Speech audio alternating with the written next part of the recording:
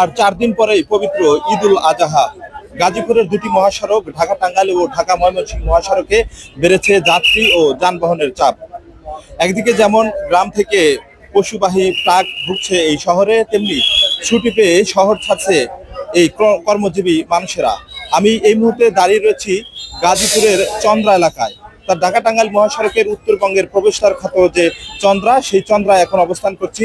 আমরা সকাল থেকে দেখছি এই মহাসড়কে কিন্তু যাত্রী এবং যানবাহনের চাপ অন্যান্য দিনের তুলনায় অনেক বেড়েছে। অর্থাৎ যাত্রীরা যাদের ছুটি হয়েছে তারা কিন্তু গ্রামের উদ্দেশ্যে রওনা হয়েছে।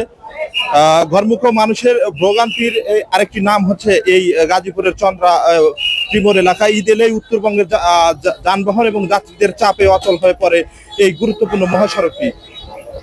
গাজীপুরে আপনারা জেনে থাকবেন যে গাজীপুরে প্রায় 3000 ছোট বড় শিল্প কারখানা রয়েছে। ঈদকে সামনে রেখে এই সকল কারখানা যে একযোগে ছুটি হবে, অর্থাৎ রোববার থেকে কিন্তু এই ধারাবাহিক ছুটি শুরু হবে। এর মধ্যে সরকারি চাকরিজীবী রয়েছে। সব মিলিয়ে এই যে গাজীপুরের চন্দ্রা তিমুর এলাকায়, সেখানে কিন্তু যাত্রীদের চাপ বাড়বে বলেই জানানো। প্রতি ঈদে আমরা যদি একটু আপনাদেরকে জানিয়ে রাখি, প্রতি ঈদে ঢাকা, সাভার, টঙ্গী, কোনাবাড়ি ও গাজীপুরের বিভিন্ন এলাকা থেকে লাখ লাখ কর্মজীবী মানুষ এই মহাসড়ক ব্যবহার করে বাড়ি ফেরেন।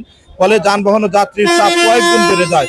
এর মধ্যেই চন্দ্রায় অপরিকল্পিত ডিভাইডার নির্মাণ, যত্রতত্র বাস থামিয়ে যাত্রী ওঠানামা, সড়কের পাশে অবৈধ স্থাপনা ও পরিবহন কাউন্টার স্থাপনে পরিস্থিতি আরো জটিল হয়ে চলেছে। এখন পর্যন্ত মহাসড়কের পরিস্থিতি স্বাভাবিক থাকলেও ঈদের আগে, অর্থাৎ ঈদের 2-3 দিন আগে থেকে কিন্তু যানজটের আশঙ্কা করছে যাত্রী এবং চালকরা।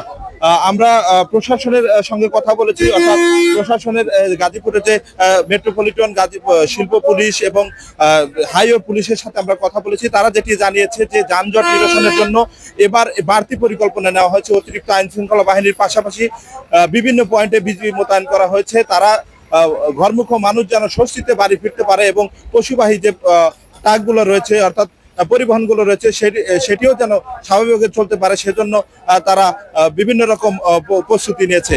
এই ছিল আমার গাজীপুরের চন্দ্রা এলাকা থেকে রেজাউল করিম, গাজীপুর।